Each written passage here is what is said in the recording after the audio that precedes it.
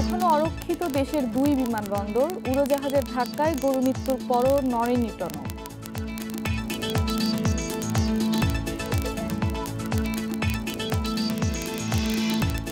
Narayanganj city নির্বাচনে অংশ না নিতে অনড় বিএনপি, স্বতন্ত্র প্রার্থী হতে চান স্থানীয় নেতারা।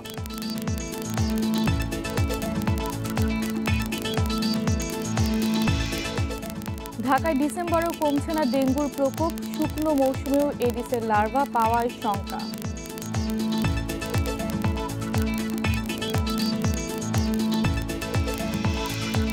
দ্রুতগতিতে চলছে চট্টগ্রাম কক্সবাজার রেলপথ নির্মাণ প্রকল্পের মেয়াদ 2 বছর বৃদ্ধির আবেদন।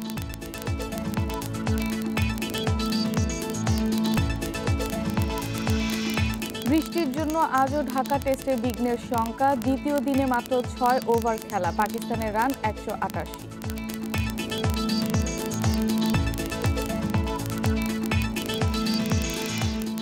স্বাগত সকাল 9টার 1 ঘন্টার বিরতিহীন সংবাদে, সঙ্গে আছে আমি ফারহানা আলম এবং আমি মুজাহিদুল ইসলাম। শুনছিলেন শিরোনাম, চলে যাচ্ছে বিস্তারিত সংবাদ। এখনো অরক্ষিত কক্সবাজার বিমানবন্দরের সীমানা প্রাচীর। উড্ডয়নের সময় উড়োজাহাজের ধাক্কায় 2টি গরু মৃত্যুর পরও টনক নড়েনি কর্তৃপক্ষের। সীমানা প্রাচীরের ভাঙা অংশ দিয়ে গরু, ছাগল ও মানুষ ঢুকছে অবাধে। এদিকে বরিশাল বিমানবন্দরের অরক্ষিত বিভিন্ন অংশে নিরাপত্তা জোরদারের কথা জানিয়েছেন সংশ্লিষ্টরা। সম্প্রতি কক্সবাজার বিমানবন্দরে উড্ডয়নের সময় উড়োজাহাজের ডানায় ধাক্কা লাগে 2টি গরুর। এরপরও বদলায়নি অবস্থা। বিমানবন্দরের সংরক্ষিত এলাকায় অবাধে প্রবেশ করছে মানুষসহ নানা প্রাণী। স্থানীয় অনেকেই যাতায়াত করেন অবাধে। পুরো জায়গাটা খালি দেখেন, মানুষটাকে দিক থেকে তাড়া করে দিলাম। আমার 2টা ছাগল আছে, ওটা আমি বিক্রি করে ফেলতে পারবো, এখন ওদিকে বিক্রি করার জন্য যাচ্ছি। এমন অব্যবস্থাপনায় অসন্তুষ্ট যাত্রীরা। বিমানযাত্রাকে সুরক্ষিত করতে নিরাপত্তা বাড়ানোর দাবি তাদের। বাউন্ডারি যতদিন তৈরি না হচ্ছে এই পর্যন্ত এখানে মানে প্রহরীর ব্যবস্থা করা, যাতে এই ধরনের ইনসিডেন্টগুলো না ঘটে। এখানে অনেক বিদেশিরা আসেন, ঠিক আছে, তারা যদি জানে যে এয়ারপোর্ট কক্সবাজারের মতো একটা জায়গায় এয়ারপোর্টে এরকম দুর্ঘটনা ঘটে থাকে, তাহলে কিন্তু এটা অনেক বড় একটা ইমেজ, একটা সংকট। তবে সীমানা প্রাচীর মেরামত সহ বিমানবন্দর আধুনিকায়নের উদ্যোগের কথা জানিয়েছেন সংশ্লিষ্টরা। দ্রুততম সময়ের মধ্যে নিরাপত্তা বেষ্টনীটি সুরক্ষার জন্য বাউন্ডারি ওয়াল, কাঁটাতারের বেড়া এবং সেখানে নিরাপত্তা কর্মীর সংখ্যা বৃদ্ধি করার জন্য একটি সিদ্ধান্ত গ্রহণ করা হয়েছে। বরিশাল বিমানবন্দরের সীমানা প্রাচীরের 10টি স্থানে প্রায় 2000 ফুট ফাঁকা অংশ রয়েছে। এসব স্থানে নিরাপত্তা বৃদ্ধি ও জনসাধারণের চলাচল বন্ধের কথা জানিয়েছে কর্তৃপক্ষ। বিমানবন্দরের ঝুঁকিপূর্ণ স্থানগুলোতে রাখা হয়েছে 46 জন নিরাপত্তা কর্মী। পাশাপাশি সার্বক্ষণিক পাহারায় রয়েছে পুলিশ, এপিবিএন এবং আনসার সদস্যরা। এখানে মানুষ তো দূরের কথা কোনো কিছু ঢুকতে পারতেছে না।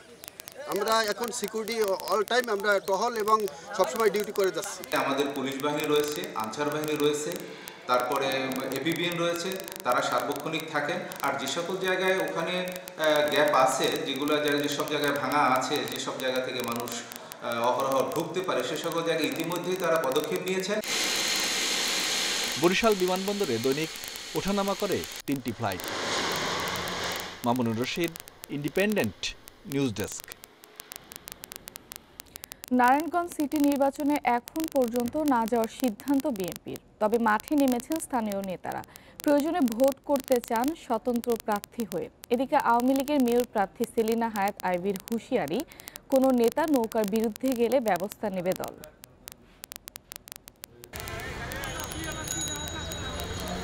নারায়ণগঞ্জ সিটি নির্বাচন 16 জানুয়ারি।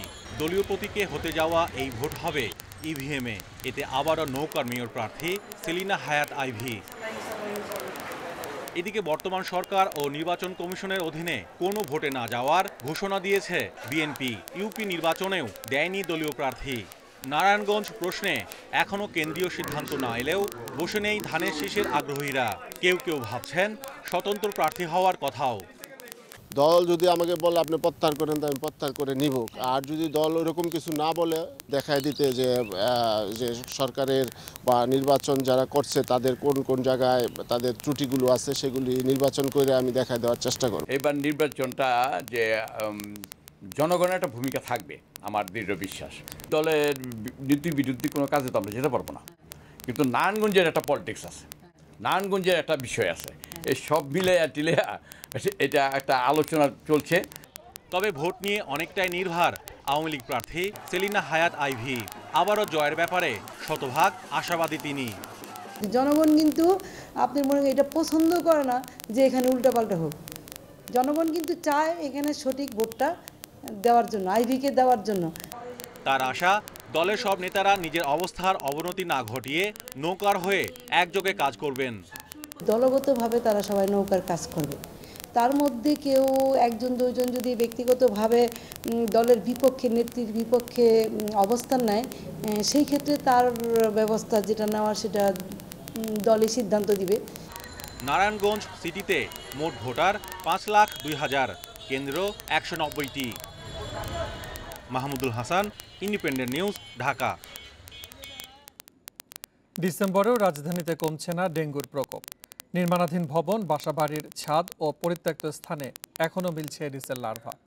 স্বাস্থ্য অধিদপ্তরের বর্ষা পরবর্তী জরিপে উঠে এসেছে এসব তথ্য। এখনও যে পরিমাণ এডিসের লার্ভা মিলছে তা আশঙ্কাজনক বলছেন কীটতত্ত্ববিদেরা। সাধারণত ধরা হয় জুন, জুলাই, আগস্ট ডেঙ্গুর মৌসুম, ডিসেম্বরে নেমে আসে শূন্যের কোঠায়। কিন্তু এখনও রাজধানীর বিভিন্ন হাসপাতালে চিকিৎসা নিচ্ছেন 216 জন ডেঙ্গু রোগী।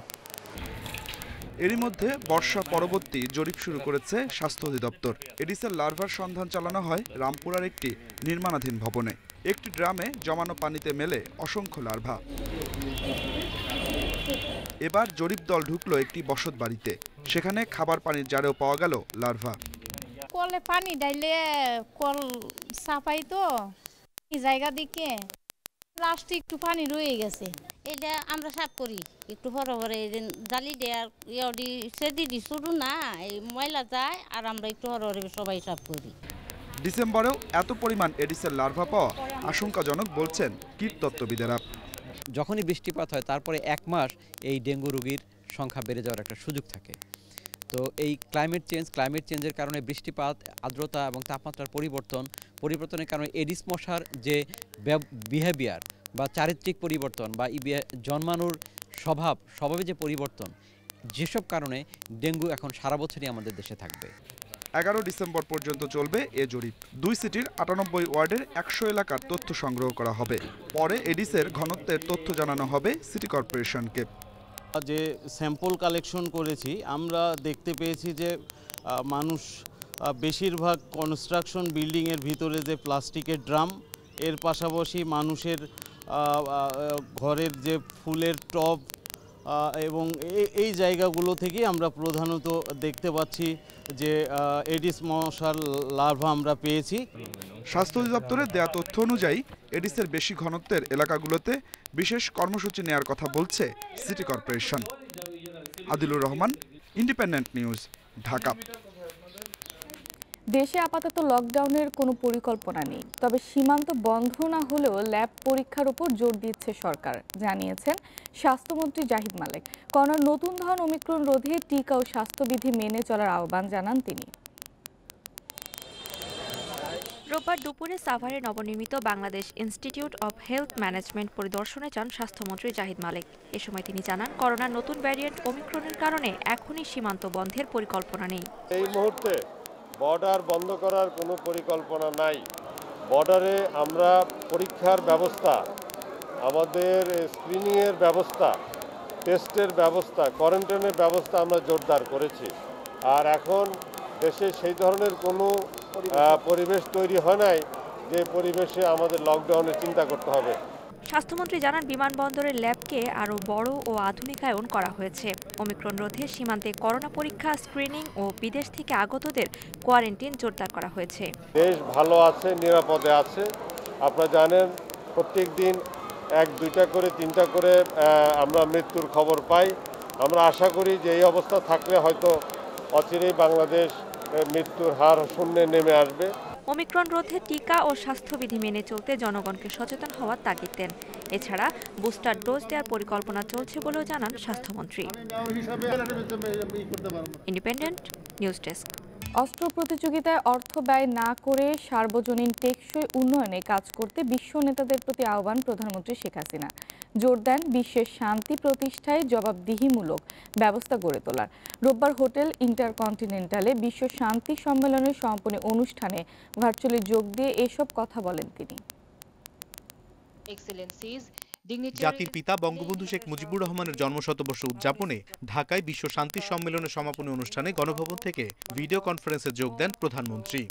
শুরুতে আমি আপনাদের শান্তি ও সম্প্রীতি বাংলাদেশে স্বাগত জানাই। বঙ্গবন্ধু শান্তির দর্শনকে ধারণ করে পারস্পরিক শ্রদ্ধাবোধ ও সমঝোতার ভিত্তিতে সবার সঙ্গে কাজ করতে বাংলাদেশ সবসময় প্রস্তুত বলেও জানান শেখ হাসিনা। করোনা মহামারী প্রসঙ্গে বলেন, এ সংকট প্রমাণ করেছে কেউই আলাদা নয়। শান্তিপূর্ণভাবে এই পৃথিবীতে বসবাস করতে হলে অংশীদারিত্বের ভিত্তিতে একটা জবাবদিহিমূলক বিশ্ব ব্যবস্থা গড়ে তোলার কোনো বিকল্প নেই। সন্ত্রাস জঙ্গিবাদের বিরুদ্ধে সরকারের জিরো টলারেন্স নীতির কথা তুলে ধরে প্রধানমন্ত্রী বলেন, বঙ্গবন্ধু শান্তির দর্শন ছিল সুদূর প্রসারী। তিনি প্রমাণ করেছেন ক্ষুধা ও দারিদ্র্য থেকে মুক্তির মাধ্যমে পরাধীনতা থেকে মুক্তি সম্ভব। বিশ্বের এই চরম সংকটময় সময়ে আমি অস্ত্র প্রতিযোগিতায় সম্পদ ব্যয় না করে তা সার্বজনীন টেকসই উন্নয়ন অর্জনে ব্যবহার করার আহ্বান জানাই। আসুন আমরা সার্বজনীন শান্তির জন্য প্রতিজ্ঞাবদ্ধ হয়ে কর্মযজ্ঞে নেমে পড়ি। শান্তি সম্মেলনের সমাপনীতে ব্রিটিশ প্রধানমন্ত্রী গর্ডন ব্রাউন, সিঙ্গাপুরের সাবেক প্রধানমন্ত্রী গৌচক টং ও ইউনেস্কোর সাবেক মহাপরিচালক ইরিনা বোকোভা ভার্চুয়ালি যুক্ত হয়ে বঙ্গবন্ধু শান্তির দর্শনের ওপর আলোচনা করেন। অনিমেষ কর, ইন্ডিপেন্ডেন্ট নিউজ, ঢাকা। খালেদা জিয়াকে বিদেশে চিকিৎসার সুযোগ না দিয়ে হত্যা ষড়যন্ত্র করা হচ্ছে বলে দাবি করেছেন বিএনপি মহাসচিব মির্জা ফখরুল ইসলাম আলমগীর। অবিলম্বে তাকে বিদেশে চিকিৎসার সুযোগ দেওয়ারও আহ্বান জানান তিনি। এদিকে আইনমন্ত্রী বলেছেন, খালেদা জিয়ার বিদেশে চিকিৎসার বিষয়টি মানবিকভাবে দেখছে সরকার। ঢাকায় আলাদা অনুষ্ঠানে এসব কথা বলেন তারা। চেয়ারপারসন খালেদা জিয়ার মুক্তি ও বিদেশে চিকিৎসার দাবিতে টানা কর্মসূচি পালন করছে বিএনপি ও সহযোগী সংগঠনগুলো। রোববারও জাতীয় প্রেসক্লাবের সামনে একই দাবিতে সমাবেশ করে শ্রমিক দল।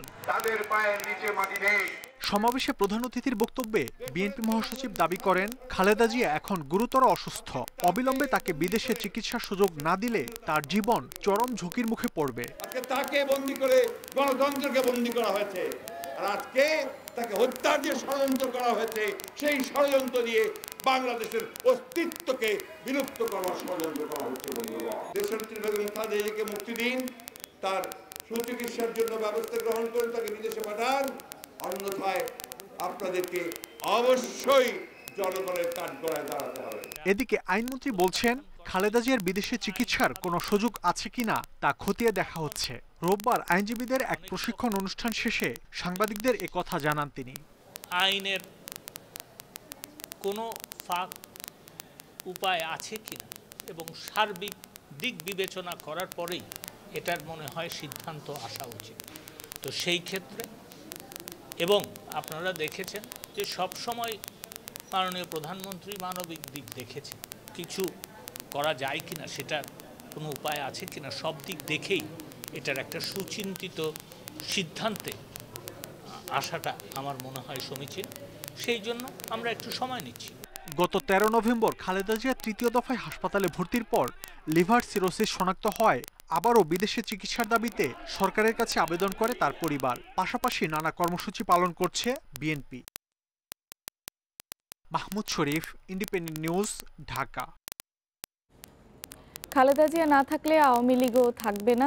ফখরুলের এ হুঁশিয়ারি হাস্যকর বলে মন্তব্য করেছেন আওয়ামী লীগের সাধারণ সম্পাদক। তিনি বলেন, আওয়ামী লীগের শিকড় কতটা গভীরে বিএনপি তা জানে না। এদিকে তথ্যমন্ত্রী মন্তব্য করেন, খালেদা জিয়াকে যে মানবিকতা দেখিয়েছেন শেখ হাসিনা, সেজন্য ধন্যবাদ না জানিয়ে বিষোদ্গার করছে বিএনপি। রোববার আলাদা দুই অনুষ্ঠানে এসব কথা বলেন মন্ত্রীরা। প্রতিদিনই খালেদা জিয়ার শারীরিক অবস্থা ও বিদেশে চিকিৎসা নিয়ে পাল্টাপাল্টি বক্তব্য দিচ্ছে আওয়ামী লীগ ও বিএনপি। রোববারও সচিবালয়ে সাংবাদিকদের কাছে বিএনপির দাবির জবাব দেন তথ্যমন্ত্রী। তিনি বলেন, চিকিৎসার জন্য খালেদা জিয়াকে লন্ডন পাঠানোর দাবি রাজনৈতিক উদ্দেশ্য প্রণোদিত। সেখান থেকে দেশ ও সরকারের বিরুদ্ধে অপপ্রচার চালানোর জন্যই তাদের এ চাওয়া। বিএনপি যে সমস্ত দাবি, এগুলো রাজনৈতিক দাবি, মাঠ গরম করার জন্য তারা নানা ধরনের কথা বলছে। কোনো ইস্যু তৈরি করতে পারেনি তো, আর জনগণের জন্য তো রাজনীতি করে না। তাদের রাজনীতি পুরোটাই আবর্তিত হচ্ছে বেগম খালেদা জিয়ার স্বাস্থ্য নিয়ে আর তারেক রহমানের শাস্তি নিয়ে। এদিকে গুলিস্তানে ঢাকা মহানগর দক্ষিণের ৩৮ নম্বর ওয়ার্ডের ইউনিট সম্মেলনে যোগ দেন আওয়ামী লীগ সাধারণ সম্পাদক ওবায়দুল কাদের। সেখানে তিনি মির্জা ফখরুলের হুঁশিয়ারির প্রতিক্রিয়া জানান। বলেন, জনসমর্থন হারিয়ে বেসামাল হয়ে গেছেন ফখরুল। তিনি বলেন যে বেগম জিয়া না থাকলে আওয়ামী লীগ থাকবে না। কি অদ্ভুত তার উক্তি! আওয়ামী লীগ যতদিন বঙ্গবন্ধুর আদর্শের পতাকা এদেশে উদ্দিন থাকবে, আওয়ামী লীগও ততদিন থাকবে। মন্ত্রীরা অভিযোগ করেন, খালেদা জিয়া প্রধানমন্ত্রী থাকাকালে কোনো দণ্ডপ্রাপ্ত আসামিকে মানবিকতা দেখায়নি, অথচ শেখ হাসিনা তার প্রতি যতটুকু দেখিয়েছে তাতেও কৃতজ্ঞতা জানায়নি বিএনপি। সুলতানা জাহান মিতু, ইন্ডিপেন্ডেন্ট নিউজ, ঢাকা। ঘূর্ণিঝড় জাওয়াদ আরও দুর্বল হয়ে বঙ্গোপসাগরের গভীর নিম্নচাপে পরিণত হয়েছে। এর প্রভাবে রাজধানী সহ সারা দেশের বিভিন্ন জেলায় গুঁড়ি গুঁড়ি ও মাঝারি বৃষ্টি হচ্ছে। বৃষ্টির কারণে রাজধানীর সড়কে কোথাও কোথাও দেখা দিয়েছে জলাবদ্ধতা। এতে ভোগান্তিতে পড়েছেন অফিসগামী ও সাধারণ মানুষ। আবহাওয়া অধিদপ্তর জানিয়েছে, পশ্চিম মধ্য বঙ্গোপসাগর ও উত্তর পশ্চিম বঙ্গোপসাগর এলাকায় অবস্থানরত ঘূর্ণিঝড় জাওয়াদ দুর্বল হয়ে গভীর নিম্নচাপ আকারে একই এলাকায় অবস্থান করছে। এটি আরও উত্তর দিকে অগ্রসর হয়ে ক্রমান্বয়ে দুর্বল হতে পারে। এদিকে ঘূর্ণিঝড়ের প্রভাবে সাগর এখন উত্তাল। এই কারণে দেশের সমুদ্র বন্দরসমূহে ৩ নম্বর দূরবর্তী হুঁশিয়ারি সংকেত জারি রয়েছে। একই সঙ্গে উত্তর বঙ্গোপসাগর ও গভীর সাগরে অবস্থানরত মাছ ধরার নৌকা ও ট্রলারগুলোকে উপকূলের কাছাকাছি থাকার নির্দেশনা দেওয়া হয়েছে।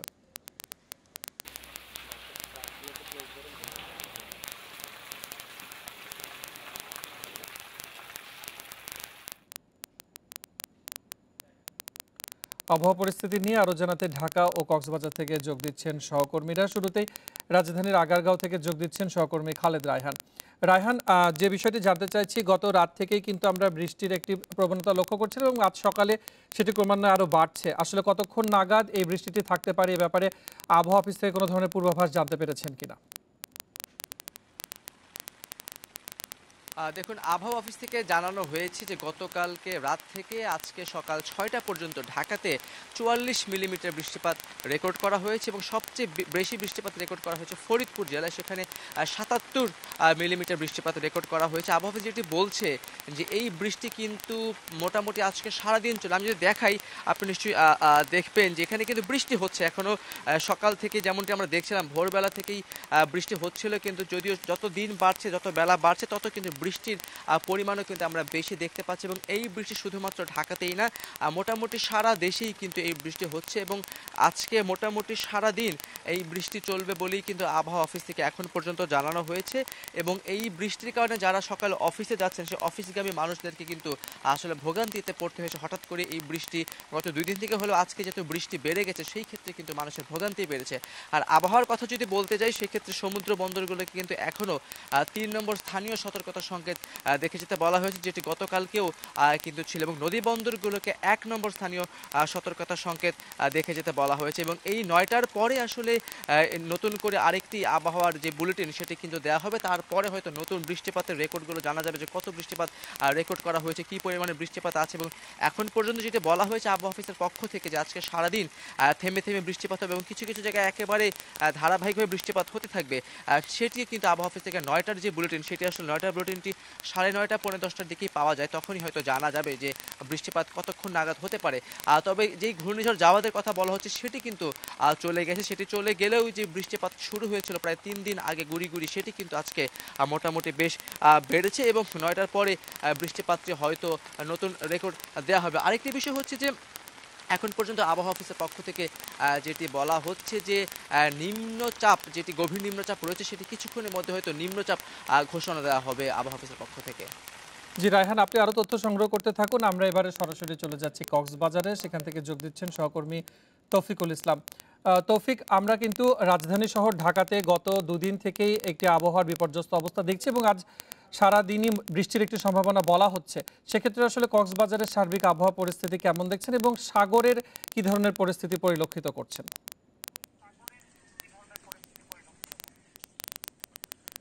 মূলত ঘূর্ণিঝড় জাওয়াদের প্রভাবে সমুদ্রের গভীর নিম্নচাপের সৃষ্টি হয়েছে। সেই কারণে এখানকার সমুদ্র বন্দরগুলোকে ৩ নম্বর সতর্ক সংকেত দেখিয়ে যেতে বলা হয়েছে। এই জন্য এই বিষয় নিয়ে কিন্তু গতকাল থেকে আমি কক্সবাজার সমুদ্র সৈকতে ছিলাম। এখন সমুদ্র বেশ উত্তাল রয়েছে।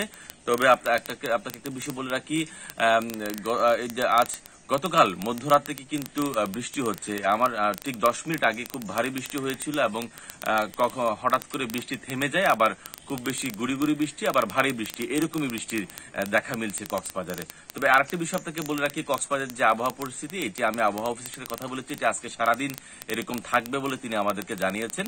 সেই সাথে আপনি জানেন কক্সবাজার পর্যটন নগরী, এখানে দেশের বিভিন্ন প্রান্ত থেকে পর্যটকরা আসেন। বিশেষ করে পর্যটকরা সেন্ট মার্টিন ভ্রমণের জন্য বেশ আগ্রহ দেখান। ঘূর্ণিঝড় জাওয়াদের কারণে কিন্তু সেন্ট মার্টিন দ্বীপে আটকা পড়েছে প্রায় 1000-এর চেয়ে বেশি পর্যটক। তো সেখানে এখন পর্যন্ত যে টেকনাফ থেকে যে সকল সেন্ট মার্টিনগামী যে সকল পর্যটকবাহী জাহাজ আছে সেটি চলাচল বন্ধ রয়েছে। এখন সেখানে যে সকল পর্যটক আটকা পড়েছেন, তো তাদের যখন এই পরিস্থিতি যখন ভালো হবে তখন তাদেরকে ফিরিয়ে আনা হবে বলে তিনি আমাদেরকে জানিয়েছেন সেখানকার উপজেলা নির্বাহী কর্মকর্তা। ঢাকা এবং কক্সবাজার থেকে যোগ দিয়েছিলেন আমাদের সহকর্মীরা। আজ 6 ডিসেম্বর বাংলাদেশ ভারত মৈত্রী দিবস। এ বছরই প্রথম বাংলাদেশ ভারত যৌথভাবে আরও 18টি দেশে মৈত্রী দিবস পালন করছে। 1971 সালের 6 ডিসেম্বর স্বাধীন সার্বভৌম দেশ হিসেবে বাংলাদেশকে স্বীকৃতি দেয় ভারত। একই দিনে কিছু সময় আগে স্বীকৃতি দেয় ভুটান। মুক্তিযুদ্ধ শুরুর পর থেকেই বাংলাদেশের 1 কোটি শরণার্থীকে আশ্রয় ও খাদ্য দেয়া, মুক্তিযোদ্ধাদের ট্রেনিং ও অস্ত্র সরবরাহ সহ প্রবাসী সরকারকে সর্বাত্মক সাহায্য করে ভারত। 6 ডিসেম্বর ভারত স্বীকৃতি দেওয়ার পর মুক্তিবাহিনী ও মিত্রবাহিনীর যৌথ আক্রমণে মাত্র 10 দিনের মধ্যেই পরাজিত হয় পাকিস্তান। বাংলাদেশ পালন করছে জাতির পিতার জন্মশতবার্ষিকী ও স্বাধীনতার 50 বছর। বছরটি বাংলাদেশ ভারত কূটনৈতিক সম্পর্কেরও 50তম বছর। গত মার্চে দুই দেশের প্রধানমন্ত্রীর বৈঠকে 6 ডিসেম্বরকে মৈত্রী দিবস হিসেবে পালনের সিদ্ধান্ত হয়।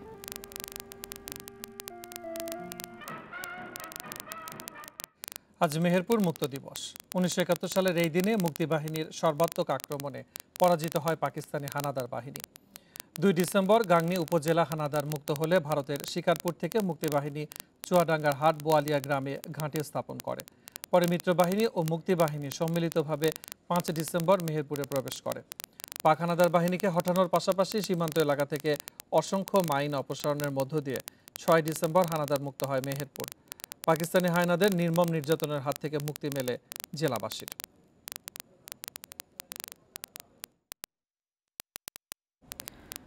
চট্টগ্রাম কক্সবাজার রেল প্রকল্পের কাজ শেষ হয়েছে 65%। কক্সবাজার অংশে এরই মধ্যে বসানো হয়েছে 12 কিলোমিটার রেল ট্র্যাক। নির্মাণ কাজ শেষ করতে প্রকল্পের মেয়াদ আরও 2 বছর বাড়ানোর আবেদন করেছে রেলওয়ে। সময় বাড়লে প্রকল্পের কাজ শেষ হবে 2024 সালের জুনে। চট্টগ্রাম থেকে কক্সবাজারের এই রুটে ঘন্টায় 100 কিলোমিটার গতিতে ট্রেন চলার কথা। নির্মাণ কাজ এখন দ্রুত গতিতে চললেও জমি অধিগ্রহণ, গাছ ও পাহাড় কাটার জটিলতা এবং করোনার কারণে মেগা প্রকল্পটি আশানুরূপ এগোয়নি। তাই কাজ শেষ করতে প্রকল্পের মেয়াদ আরও 2 বছর বাড়ানোর আবেদন করেছে রেলওয়ে। 1.5 বছর পরে জমি পেলাম, তারপর গাছ কাটার অনুমতি পেলাম, বনের জমি পেলাম, কোভিড আসলো। সেই জন্য আমি বলেছি আমি 22 জুনে অ্যাকচুয়ালি এটা করাটা সম্ভব হবে না। আমরা 22 ডিসেম্বরের মধ্যে চেষ্টা করছি, কিন্তু আমরা ধরে নিচ্ছি যে 23 জুনের মধ্যে আমরা শেষ করব। চকরিয়া থেকে কক্সবাজার পর্যন্ত 20টি রেল সেতুর মধ্যে 16টি নির্মাণ শেষ, বাকি 4টির কাজ চলমান। আর 2000 থেকে চকরিয়া রুটে 19টি ব্রিজের কাজই চলমান। এছাড়া 114টি কালভার্টের মধ্যে 42টির কাজ শেষ হয়েছে, আর 35টির কাজ চলমান। লট 1 পোর্শনে আমাদের নদীর বালি এবং মাটি পেতে আমাদের একটু বিলম্ব হয়েছিল এবং জেলা প্রশাসক থেকে ক্ষতিপূরণের বিলম্বের কারণে আমাদের কাজ শুরু করতে একটু দেরি হয়েছিল। তো যার কারণে তবে সেই ক্ষতিটুকু আমরা এখন পুষিয়ে উঠেছি। আমরা এখন ইমব্যাঙ্কমেন্টের কাজ প্রায় শেষ পর্যায়ে। ইমব্যাঙ্কমেন্টের কাজ শেষ হলে আমরা ট্র্যাক লিঙ্কিংয়ের কাজটা শুরু করব শীঘ্রই। চট্টগ্রামের 2000 থেকে রামু হয়ে কক্সবাজার পর্যন্ত এবং কক্সবাজার থেকে মিয়ানমারের কাছে ঘুমদুম পর্যন্ত 128 কিলোমিটার রেলপথ নির্মাণ হচ্ছে 2টি ধাপে। প্রকল্প সংশ্লিষ্টরা বলছেন দোহাজারী থেকে কক্সবাজার পর্যন্ত 103 কিলোমিটারের সিঙ্গেল লাইন ডুয়েল গেজ রেলপথ নির্মাণ হচ্ছে পুরোদমে। এর মধ্যে ট্রাক বসানো হয়েছে 12 কিলোমিটারে। দ্বিতীয় পর্যায়ে রামু থেকে মিয়ানমারের কাছে ঘুমদুম পর্যন্ত প্রায় 28 kilometre single line dual gauge rail track নির্মাণ হবে। তবে রামু থেকে রেল লাইন যে পথে যাবে সেখানে রোহিঙ্গা জনগোষ্ঠীর বসতি গড়ে ওঠায় এই অংশের কাজ আপাতত বন্ধ। আর প্রকল্পটির ব্যয় ধরা হয়েছে 18,034 কোটি টাকা। আল আমিন হোসেন, ইন্ডিপেন্ডেন্ট নিউজ, কক্সবাজার। স্বাধীনতার সুবর্ণ জয়ন্তী উপলক্ষে হাতিরঝিলে পঞ্চম দিন রোববারের আয়োজন ছিল কবিগুরু রবীন্দ্রনাথ ঠাকুরকে নিয়ে। রবীন্দ্রসঙ্গীতে দর্শক শ্রোতাদের মুগ্ধ করেছেন বিশিষ্ট শিল্পীরা। আলোচনায় কবিগুরুর প্রেরণায় মননশীলতার চর্চা বাড়ানোর আহ্বান জানান বক্তারা।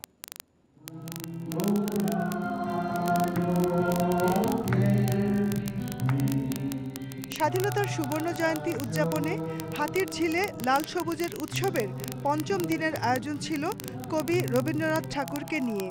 শিল্পী ও আলোচকরা একই সঙ্গে গেয়েছেন রবি ঠাকুরের গান।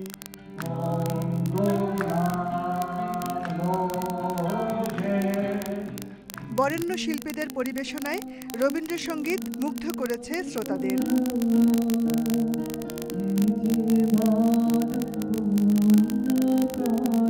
এর আগে কবিগুরুর অনুপ্রেরণায় সৃজনশীলতার চর্চার আহ্বান জানানো হয় আলোচনায়।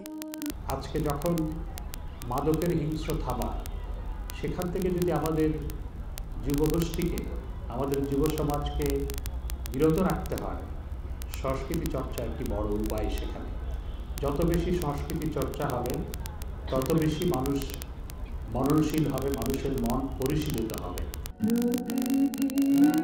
লাল সবুজের এই উৎসব চলবে 16 ডিসেম্বর পর্যন্ত। সোমবারের আয়োজনে থাকছে নৃত্য উৎসব। Jahanara Parvin, independent news, Dhaka. শুরুটা ফ্রিল্যান্সিং দিয়ে হলেও বর্তমানে সবাই উদ্যোক্তা। 5 বছরের তৈরি হয়েছে 2000-এর বেশি মানুষের কর্মসংস্থান। রাজশাহীর বঙ্গবন্ধু শেখ মুজিব হাইটেক পার্কের উদ্যোক্তারা দেশে বসেই করছেন অ্যামাজন, ওয়ালমার্ট সহ নামি দামি কোম্পানির কাজ। আইসিটি প্রতিমন্ত্রী বলছেন 2025 সালের মধ্যেই দেশে 30 লাখ তরুণ তরুণীর কর্মসংস্থান তৈরি করবে সরকার। মাত্র 4 বছরেই 500-র অধিক তরুণ তরুণীর কর্মসংস্থান করতে পেরেছে এই প্রতিষ্ঠানটি। 2022 সালের ডিসেম্বর নাগাদ তারা আরও 2000-এর অধিক তরুণ তরুণীর কর্মসংস্থান তৈরি করবে। ফেল্ড বাংলাদেশ নামের এই প্রতিষ্ঠানের কর্মীরা দেশে বসেই অ্যামাজন কিংবা ওয়ালমার্টের পণ্যের প্রচার, গ্রাফিক্স কিংবা ক্রেতাদের সঙ্গে সংযোগ স্থাপনের কাজ করে দিচ্ছেন। ফেল্টের প্রতিষ্ঠাতা খায়রুল আলম 5 বছর আগেও ফ্রিল্যান্সার হিসেবে কাজ করতেন। কাজগুলো বাড়তেই থাকতেছে, আমরা সেইভাবেই নিচ্ছি। প্রতি মাসে 50, 60, 100 এরকম করে আমরা এমপ্লয়মেন্ট করতেছি। এটা কন্ট্রাকচুয়াল, দেন কন্ট্রাকচুয়াল ভালো করলে আমরা পার্মানেন্টে নিয়ে চলে আসবো। এমডি ইনফোটেকের প্রতিষ্ঠাতাও ছিলেন একজন ফ্রিল্যান্সার। তার প্রতিষ্ঠানে বর্তমানে 600 মানুষ কাজ করছে। 600+ এমপ্লয়ি আমার।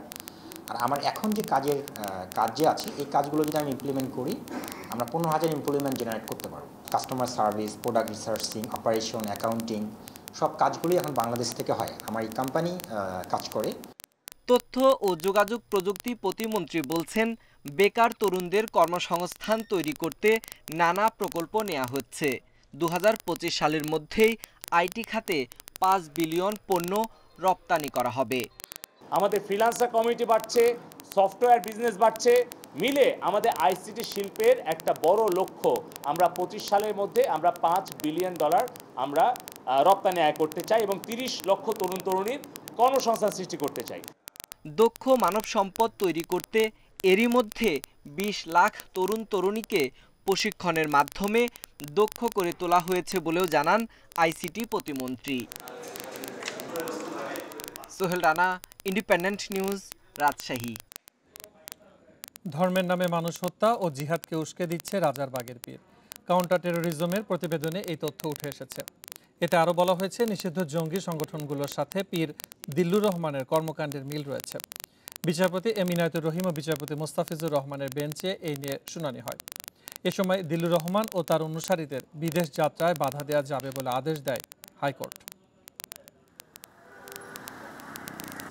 হাইকোর্টের আদেশে রাজারবাগের পীরের কর্মকাণ্ড নিয়ে প্রতিবেদন দেয় কাউন্টার টেরোরিজম ইউনিট। এতে তাদের জঙ্গি সম্পৃক্ততার তথ্য পাওয়া গেছে। বলা হয়েছে, ফতোয়ার মাধ্যমে ভিন্ন ধর্ম ও মতাদর্শীদের খুন করার আদেশ দেয় তারা, যা মূলত নিষিদ্ধ ঘোষিত জঙ্গি সংগঠন 90 জেএমবি ও আনসার আল ইসলামের ফতোয়ার মতো। আল এহসান এবং সাপ্তাহিক মাসিক পত্রিকা আল বাইনাত, এই পত্রিকার মাধ্যমে বিভিন্ন ধর্মাবলম্বীদের হত্যা করার জন্য পরিচিত করা হচ্ছে এবং স্বাধীনতা মুক্তিযুদ্ধ চেতনা বিরোধী, রাষ্ট্রে প্রচলিত আইন বিরোধী, রাষ্ট্রবিরোধী, সরকার বিরোধী এবং শৃঙ্খলা বিরোধী সকল প্রকার কার্যক্রমে উস্কানি দেওয়া হচ্ছে। ওই প্রতিবেদনের ভিত্তিতে রাজারবাগ দরবার শরীফ ও পীরের ওপর নজর রাখার নির্দেশ দেয় হাইকোর্ট। এছাড়া তদন্তের স্বার্থে আইনশৃঙ্খলা বাহিনী দিল্লুর রহমান ও তার অনুসারীদের বিদেশ যাত্রায় নিষেধাজ্ঞা দিতে পারবে বলে আদেশ দেয় আদালত। সিআইডি বা কাউন্টার টেরোরিজম সেল তাদের তদন্তের স্বার্থে এই রাজারবাগ দরবার শরীফের পীর সাহেব এবং অন্যান্য ব্যক্তিদের যারা সিন্ডিকেটের অংশ, তাদের বিদেশ যেতে যদি বারণ করতে চান তাদের তদন্তের স্বার্থে, তাহলে তারা বারণ করতে পারবেন। এর আগে রোববার সকালে শুনানি শুরু হলে এ সংক্রান্ত মামলার নথি হাইকোর্টের সেকশন থেকে গায়েব হয়ে যায়। অসন্তোষ প্রকাশ করে দুপুর 2টার মধ্যে সেকশন সুপারকে ফাইল খুঁজে বের করার নির্দেশ দিলে দুপুরে জমা করা হয়। রাজারবাগের পীরের বিরুদ্ধে ভুক্তভোগীরা চাইলে মামলা করতে পারবেন বলে আদেশ দেওয়া হয়েছে। একই সাথে 2 মাসের মধ্যে দিল্লুর রহমানের সম্পদের তথ্য দুদককে জমা দিতে বলেছে হাইকোর্ট। জান্নাতুল ফেরদাউস তানভি, ইন্ডিপেন্ডেন্ট নিউজ, ঢাকা। মাদারীপুরে আধুনিক সুযোগ সুবিধা নিয়ে 3তলা আধুনিক বাস টার্মিনাল নির্মাণ হচ্ছে। পদ্মা সেতু চালু হওয়ার পর জেলার সাথে যোগাযোগ আরও বাড়বে যান চলাচল। এই জন্য নতুন টার্মিনালে বাস পার্কিং সহ যাত্রী ও শ্রমিকদের জন্য থাকছে নানাবিধ সুবিধা। মাদারীপুরে তৈরি হচ্ছে দৃষ্টিনন্দন আধুনিক বাস টার্মিনাল। শহরের 4 একর 37% জমির উপর নির্মাণ করা হচ্ছে এই টার্মিনালটি। বিশ্বব্যাংকের অর্থায়নে প্রায় 23 কোটি 92 লাখ টাকা ব্যয়ে এই টার্মিনালের কাজ শুরু হয় 4 বছর আগে। 3তলা বিশিষ্ট টার্মিনালটিতে লোকাল ও দূরপাল্লার বাসের সাথে ভিন্ন ভিন্ন প্রবেশদ্বার, কারওয়াশ, নিরবিচ্ছিন্ন বিদ্যুৎ ব্যবস্থা, বিশ্রামাগার সহ আধুনিক সব সুযোগ সুবিধা রয়েছে। টার্মিনালটি চালু হলে দীর্ঘদিনের ভোগান্তি দূর হবে এই পথে চলাচলকারীদের। আমরা আশা করি দ্রুত গতিতে এই বাস স্ট্যান্ডটা, আধুনিক বাস স্ট্যান্ডটা চালু হলে মাদারীপুরের মানুষের উন্নয়ন হবে। আমাদের জন্য এই বাস স্টপেজটা খুবই প্রয়োজন ছিল।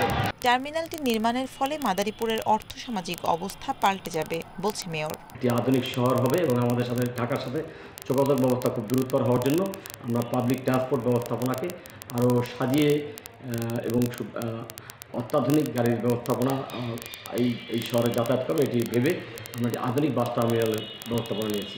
গুণগত মান বজায় রেখে 2022 সালের ডিসেম্বর মাসের মধ্যে কাজ শেষ হবে বলে জানিয়েছে ঠিকাদার প্রতিষ্ঠান। Independent news desk. একটি সেতুর অভাবে সাতক্ষীরার উপকূলীয় গাবুড়া ও পদ্মাপুকুর ইউনিয়নের 1 লাখের বেশি মানুষের দুর্ভোগ যেন কাটছে না। যোগাযোগের একমাত্র মাধ্যম নৌকা হওয়ায় চিকিৎসা, শিক্ষা সহ নানা কাজে দুর্ভোগে পড়তে হচ্ছে স্থানীয়দের। নদী নির্ভর যোগাযোগ ব্যবস্থায় উন্নয়ন বঞ্চিত সাতক্ষীরার উপকূলীয় গাবুড়া ও পদ্মপুকুর ইউনিয়ন। এক পাশে খরস্রোতা খোলপেটুয়া নদী আর আরেক পাশে কপোতাক্ষ নদ এই 2 ইউনিয়নকে বিচ্ছিন্ন দ্বীপে পরিণত করেছে। কোনো সেতু না থাকায় দুর্ভোগে এই 2 ইউনিয়নের লক্ষাধিক মানুষ। ছোট ছোট নৌকায় ঝুঁকি নিয়ে চলাচলে প্রায়ই ঘটছে দুর্ঘটনা। বিশেষ করে অসুস্থ রোগী ও স্কুলগামী শিশুদের ভোগান্তি বেশি। কৃষিপণ্য পরিবহনেও দুর্ভোগ নিত্যদিনের। ঝড় আসলে আমরা কোথাও যেতে পারিনি, আমাদের এইখানে পড়ি ছটপট করতে হয়।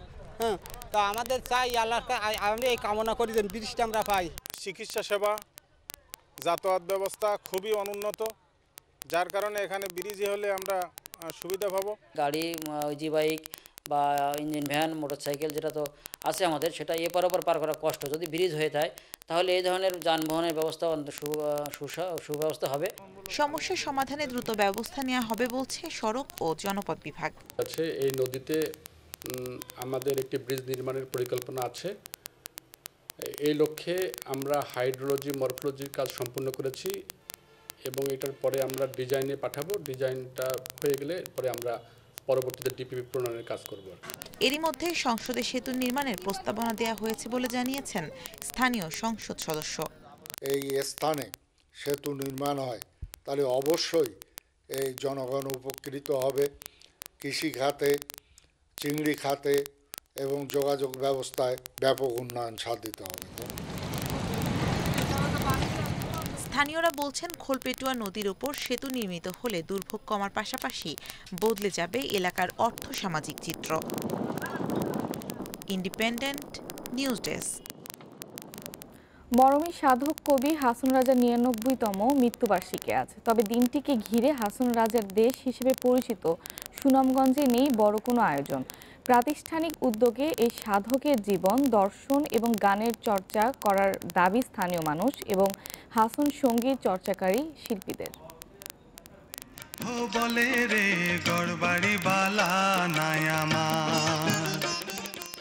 লোকে বলে ঘরবাড়ি ভালা না আমার, একদিন তোর হইবরে মরণের মতো অসংখ্য জনপ্রিয় গানের স্রষ্টা হাসন রাজা।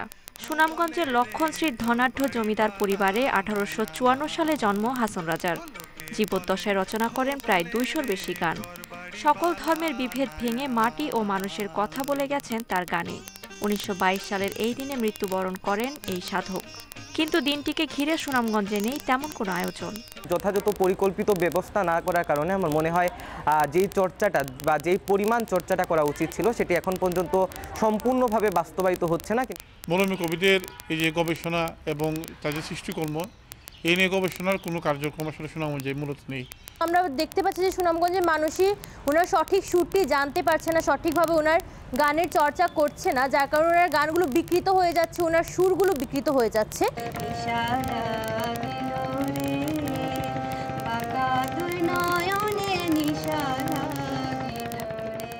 হাসন রাজার অমূল্য সৃষ্টি সংগ্রহ করে রাখার জন্য নেই কোনো একাডেমি। জেলা শিল্পকলা একাডেমি হাসন রাজা একাডেমি নামকরণ হওয়ার কথা থাকলেও তা হয়নি।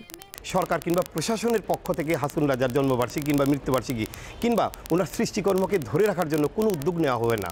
আমরা দেখেছিলাম যে হাসন রাজা একটি একাডেমি হওয়ার কথা ছিল, কিছু দিন আগেও শুনেছিলাম, কিন্তু সেটি নাকি এই প্রজেক্ট থেকে বাদ পড়ে গেছে। এর আমি তীব্র প্রতিবাদ জানাই। হাসন রাজার সৃষ্টি নিয়ে গবেষণা এবং তার স্মৃতি রক্ষায় একটি একাডেমি নির্মাণের প্রয়োজন বললেন জেলা সাংস্কৃতিক কর্মকর্তা। আমাদের বিশ্বকবি রবীন্দ্রনাথ ঠাকুর থেকে শুরু করে অনেকেই এই মরমী কবি হাসন রাজার জয়গান করেছেন। ওনার স্মৃতি কমপ্লেক্স নির্মাণ হওয়া সময়ের দাবি, এবং আমরাও এই সাংস্কৃতিক অঙ্গনের একজন গণপ্রজাতন্ত্রী বাংলা সরকারের একজন কর্মচারী হিসেবে খুব দৃপ্ত কণ্ঠে বলতে চাই যে মরমী কবি হাসন রাজার স্মৃতি কমপ্লেক্সটি হওয়া অত্যন্ত জরুরি। একজন জমিদার হয়েও একেবারেই সাধারণ জীবনযাপন করেছেন হাসন রাজা। বলেছেন সাম্য, সম্প্রীতি আর আধ্যাত্মিকতার কথা। আগামী প্রজন্মের জন্য তার সৃষ্টিকর্ম ও জীবন দর্শন সংরক্ষণের দাবি সুনামগঞ্জবাসীর। Independent news desk. পুঁজিবাজার নিয়ন্ত্রক সংস্থা বিএসইসি এবং বাংলাদেশ ব্যাংকের মধ্যে দূরত্ব আবারও প্রকাশ্যে এসেছে। পুঁজিবাজারে ব্যাংকের বিনিয়োগ সীমা সহ নীতি সংস্কারে দুই প্রতিষ্ঠান একমত। বিএসইসি কমিশনার সম্প্রতি এমন মন্তব্য করলেও বাংলাদেশ ব্যাংক তা নাকচ করে দিয়েছে।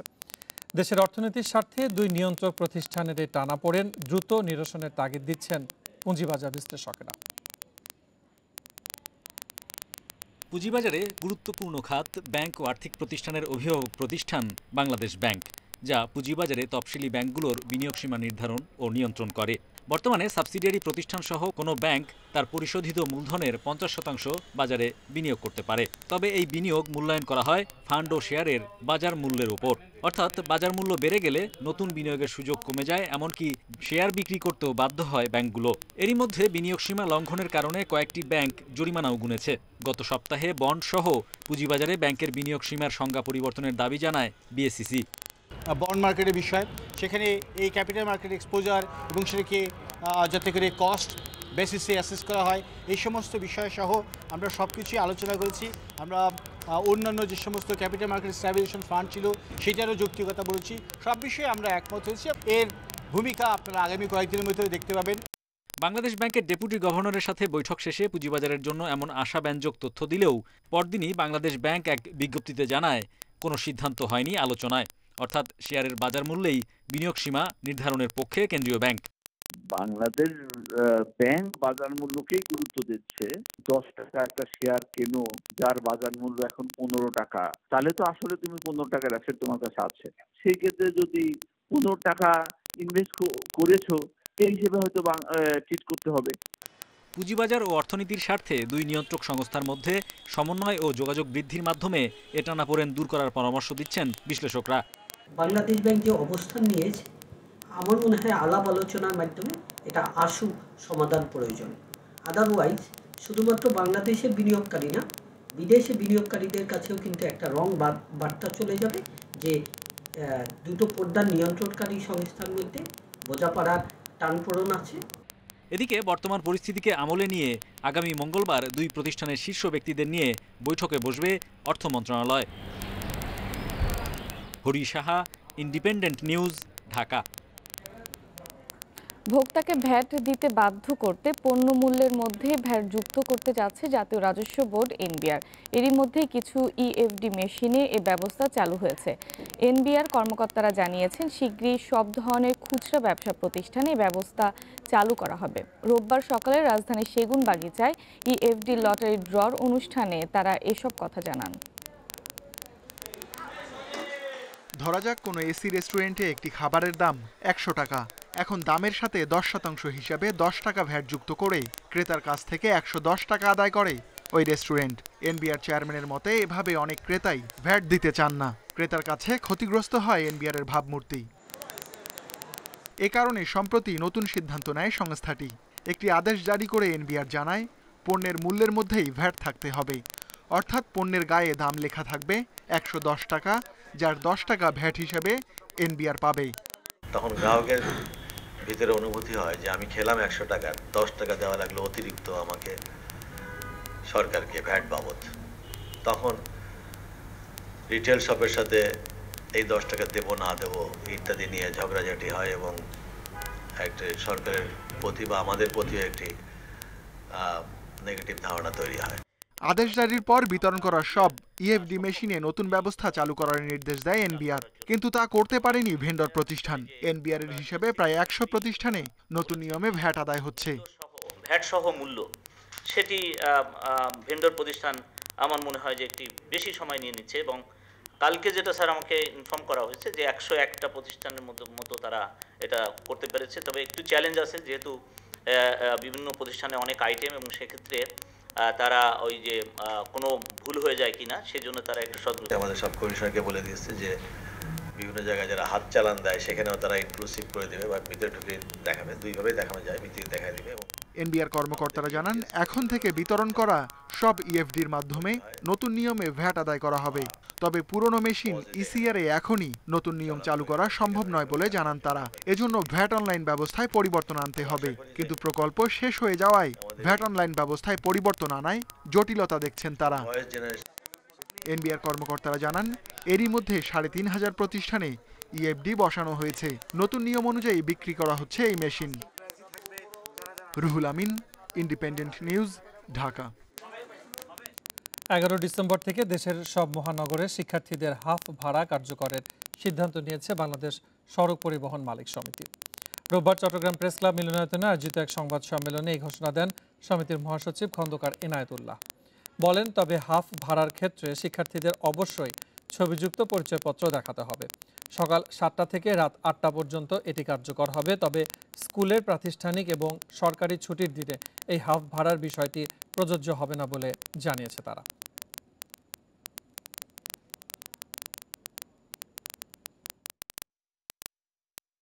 যে আগামী 11 ডিসেম্বর থেকে চট্টগ্রাম শহরে ছাত্রদের হাফ ভাড়া কার্যকর হবে। চট্টগ্রাম শহরের ন্যায় সারা দেশের অন্যান্য কোনো জেলায় সিটি সার্ভিস যদি থেকে থাকে সকলের বেলা একই নিয়ম প্রযোজ্য হবে। ভারতের নাগাল্যান্ডে সন্ত্রাস বিরোধী অভিযানের সময় এক সেনা ও 14 বেসামরিক নাগরিক নিহত হয়েছেন। মন জেলায় ওটিং গ্রামে এই ঘটনা ঘটে। এতে হত্যা মামলা দায়ের করা হয়েছে। এনডিটিভি জানায় ওটিং গ্রামের বাসিন্দাদের বহনকারী একটি ট্রাকে গুলি চালায় পুলিশ। এতে ঘটনাস্থলেই 6 ও পরে আরও 2 জনের মৃত্যু হয়। এর কিছু পরে উত্তেজিত জনতা নিরাপত্তা বাহিনীর সদস্যদের ঘিরে ফেললে আত্মরক্ষায় গ্রামবাসীদের লক্ষ্য করে গুলি করলে আরও 5 জন নিহত হয়। সহিংসতায় এক সেনা মৃত্যু হয় ও নিরাপত্তা বাহিনীর 3টি গাড়ি আগুন ধরিয়ে দেয় ক্ষুব্ধ জনতা। ওই দিন সন্ধ্যায় আসাম রাইফেলস ক্যাম্প ঘিরে ফেললে সেখানে সহিংসতায় একজন নিহত হয়। এদিকে ঘটনা তদন্তে 5 সদস্যের বিশেষ তদন্ত কমিটি গঠন করেছে নাগাল্যান্ড সরকার। জর্ডানে 10 করোনা রোগীর মৃত্যুর দায়ে একটি সরকারি হাসপাতালের পরিচালক আব্দুল রাজাক আল খাসম্যানকে 3 বছরের কারাদণ্ড দেওয়া হয়েছে। তার 4 সহযোগীকেও একই দণ্ড দেওয়া হয়। রোববার এই আদেশ দেয় দেশটির আদালত। দণ্ডিত ব্যক্তিরা আপিল করতে চাইলে 10 দিনের মধ্যে করতে হবে। রাজধানী আম্মান থেকে 14 মাইল পশ্চিমে সল্ট শহর অবস্থিত হাসপাতালটির নাম আল হোসেন আল সল্ট নিউ হাসপাতাল। গত মার্চে এই হাসপাতালে চিকিৎসাধীন অবস্থায় অক্সিজেনের অভাবে 10 জন করোনা রোগী মারা যান। এই ঘটনায় দেশজুড়ে ব্যাপক ক্ষোভ তৈরি হয়। এর প্রেক্ষিতে তৎকালীন স্বাস্থ্যমন্ত্রী নাজির ওবেদাত পদত্যাগ করেন।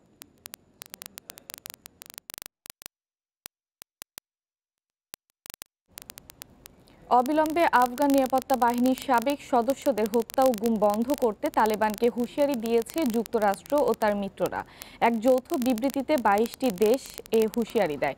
বিবৃতিতে বলা হয়, বিচার বহির্ভূত হত্যা ও গুম সংক্রান্ত যেসব তথ্য মিলছে তাতে তারা উদ্বিগ্ন। আফগান নিরাপত্তা কর্মীদের ক্ষতি না করার যে প্রতিশ্রুতি তালেবান দিয়েছিল তা তাদের মেনে চলা উচিত বলে বিবৃতিতে উল্লেখ করা হয়। আফগান নিরাপত্তা বাহিনীর শতাধিক সাবেক সদস্যকে হত্যা ও গুম বিষয়ে এক প্রতিবেদনের প্রতিক্রিয়ায় এই বিবৃতি দেওয়া হয়। গত সপ্তাহে মানবাধিকার সংগঠন হিউম্যান রাইটস ওয়াচ প্রতিবেদনটি প্রকাশ করে।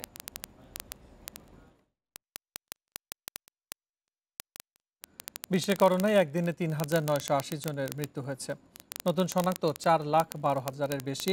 এই নিয়ে বিশ্বে করোনায় মোট প্রাণহানি ছাড়িয়েছে 52,70,000।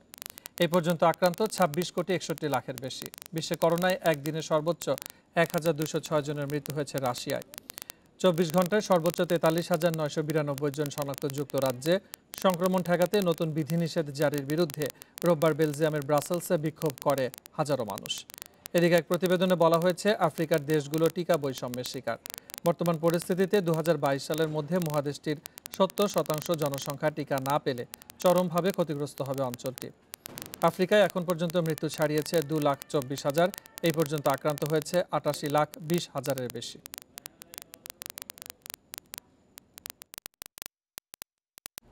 টানা বৃষ্টিতে ঢাকা টেস্টের তৃতীয় দিনের খেলা এখনো মাঠে গড়ায়নি। দু দলের ক্রিকেটারদের হোটেলে থাকার নির্দেশ দিয়েছেন ম্যাচ রেফারি।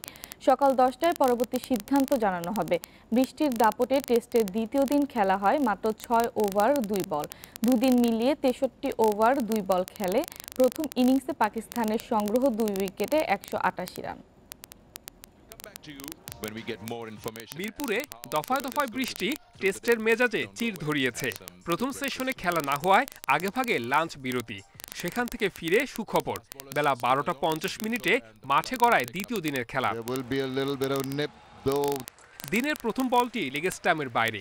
কবজির মোচড়ে ফাইন লেগ দিয়ে বল মাঠছাড়া করেন বাবর আজম। মেঘলা আকাশের নিচে কন্ডিশন পক্ষে পেয়েও ইবাদত খালেদের এলোমেলো বোলিং।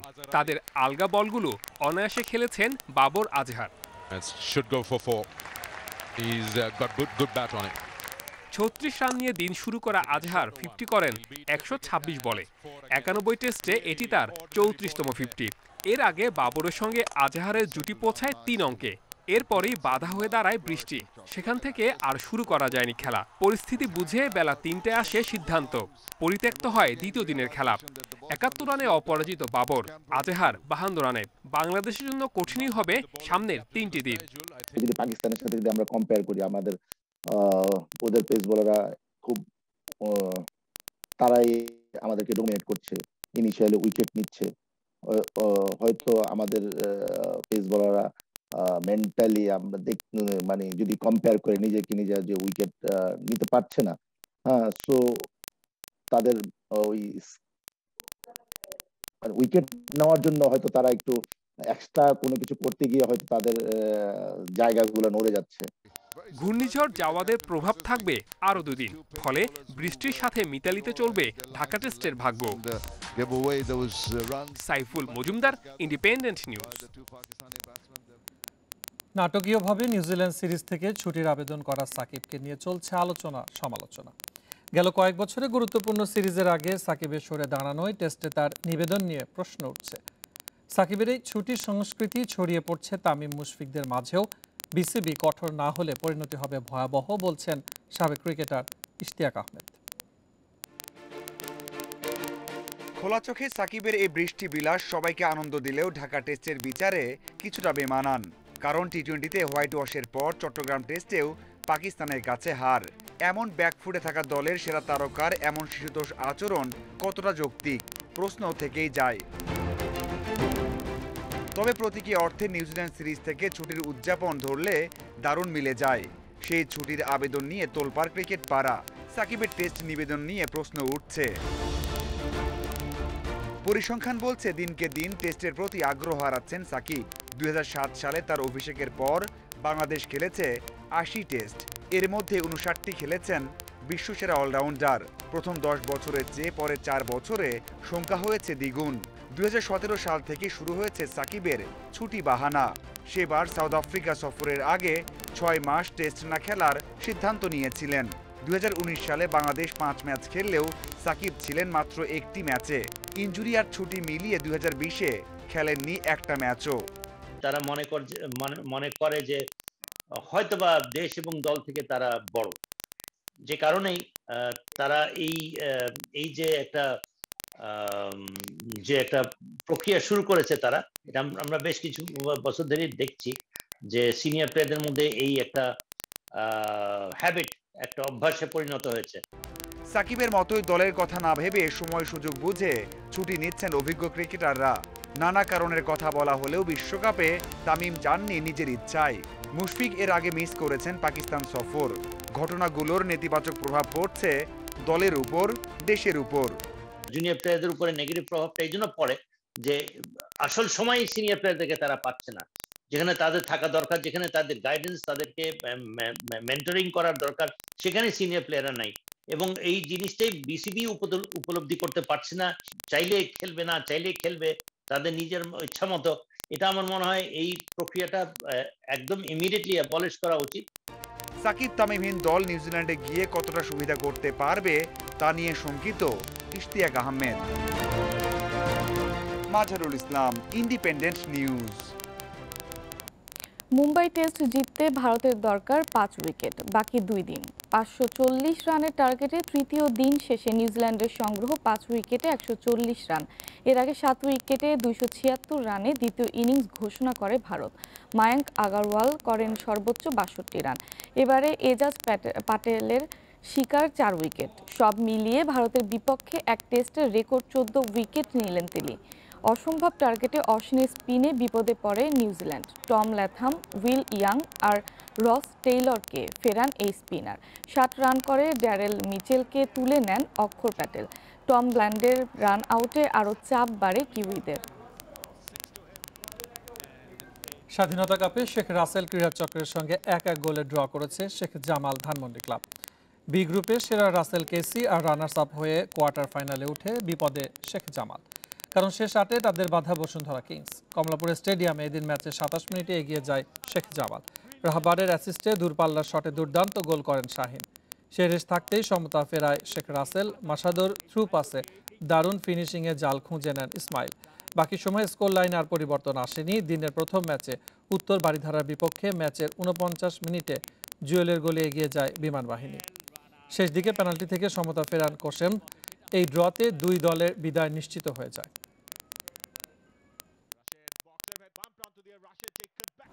রালফ রাংনিক অধ্যায়ের শুরু হলো কষ্টের জয়। ইংলিশ প্রিমিয়ার লিগে ঘরের মাঠে ক্রিস্টাল প্যালেসকে 1-0 গোলে হারিয়েছে ম্যানচেস্টার ইউনাইটেড। নতুন ম্যানেজার রাংনিকের অধীনে প্রথম ম্যাচ ওল্ড ট্রাফোর্ডে শুরুতে সুযোগ তৈরি করে স্বাগতিকরা। ম্যাচের 12 মিনিটে রোনালদোর ফ্রি কিক আক্ষেপ বাড়িয়েছে। 10 মিনিট পর ক্রিস্টাল গোলকিপারে আটকে যায় CR7-এর প্রচেষ্টা। দ্বিতীয়ার্ধের আধা ঘন্টা পার হলেই ডেডলক ভাঙে রেড ডেভিলস। গ্রিনউডের অ্যাসিস্টে জয়সূচক গোলটি করেন ফ্রেড। লিগে 3 ম্যাচ পর জয় ফিরল ম্যান ইউনাইটেড। এতে টেবিলের 6-এ উঠে এসেছে রোনালদোর।